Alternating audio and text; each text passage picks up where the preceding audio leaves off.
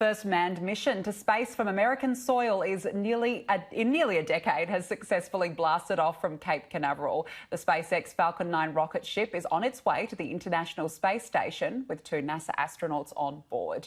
Joining me now live is astrophysicist and cosmologist at ANU, Brad Tucker. Brad, great to see you. Thank you for joining me. No worries. After a previous hiccup, finally, this morning seemed to have gone well. Yeah, it's one of those things where you finally want the weather to cooperate, and it actually did. We saw a couple days ago stormy conditions with lightning preventing that launch from taking place. Now, the weather wasn't looking dramatically better in the lead up, but, it just has to be good at the time and on the day.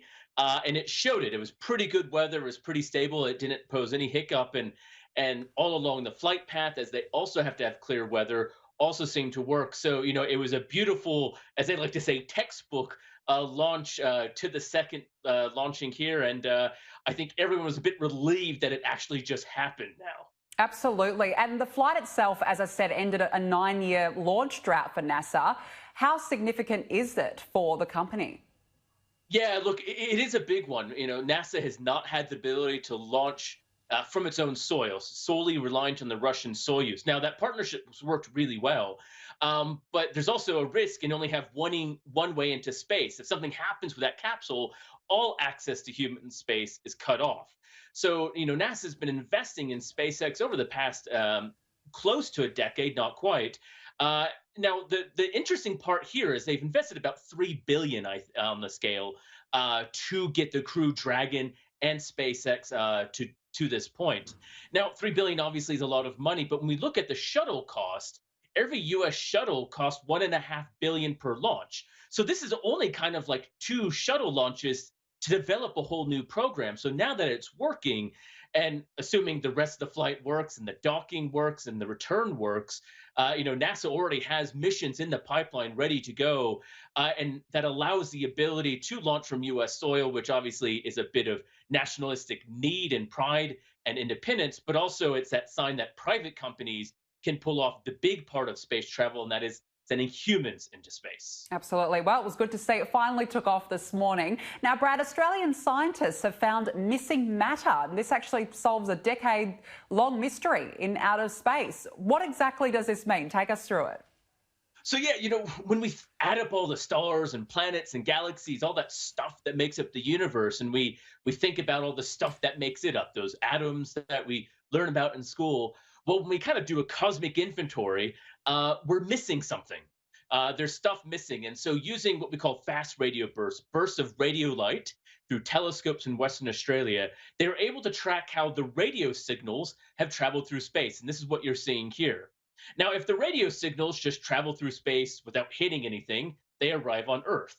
But if they actually collide through things, through matter we can't see, it actually changes the color. So it's what we call the Doppler effect, kind of like when you hear that ee sound of a police car or fire truck going by. We can see the shift of light in space. So that kind of allows us to see things that cannot be seen. And this may actually have found where most of the matter is in the universe that we've been missing, and solving this really decades-long problem by really cruel ingenuity in Western Australia. And Australian astronomers appear to have had a busy week. They've also looked back in time to photograph a rare ring of fire. Now, Brad, the only ring of fire I know is in the Johnny Cash songs, so it does exist. We think alike. We think alike. But this is what the galaxy looked like 11 billion years ago. Is that right? Yeah. So, when we look at the pictures of our Milky Way or other galaxies, there's nice spirals, but some galaxies are rings, as we're seeing here in this animation.